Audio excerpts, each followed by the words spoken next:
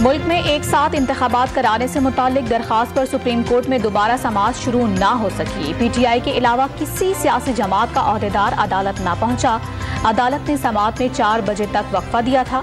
Chief justice ने सियासी जमातों को आज ही इंतखाबात पर मुज़ाकरात से मुतालिक जवाब देने का कहा था। सरबराह JUIF मौलाना फजलुर रहमान ने इमरान खान से मुज़ाकरात का इम्कान मुस्तरद कर दिया।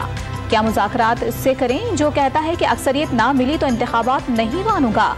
जिसे नाअहल होना चाहिए था उसे सियासत का महवर बनाया जा रहा है। फजलुर रहमान का इमरान खान को नाअहल करने का मुतालिबा। वज़ीर आज़म की ज़ेर सदारत इत्तेहादी जमातों के रहनुमाओं का इजलास, कानूनी माहिरीन की भी शिरकत। सुप्रीम कोर्ट में आज होने वाली समाअत पर गौर। बिलावल भुट्टो ने भी पार्टी रहनुमाओं को जरदारी हाउस तलब कर लिया।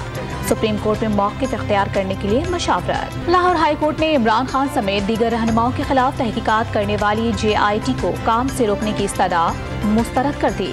अदालत ने तफ्तीश को अदालती फैसले से मशरूत कर दिया। लाहौर हाई कोर्ट ने इमरान खान की अहलिया बुशरा बीबी की जमान पार्क में ईद तातीलात के दौरान मुमकिना ऑपरेशन रोकने की दरखास्त खारिज कर दी। बुशरा बीबी के वकील पर 1 लाख रुपए जुर्माना भी आयद। गुजरांवाला में मामूली तल्ख कलामी पर छुरियां चल गईं। लेन देन के तनाज़े पर झगड़े में छुरी के वार से बाप बेटे समेत 3 अफराद जाँ बहक और 1 शख्स जख्मी हो गया। और हफ्तावार महंगाई मुल्की तारीख की बुलंद तरीन सतह पर पहुंच गई। 0.51% इजाफे से शरह 47.23% हो गई। 29 अशिया की कीमतों में इजाफा।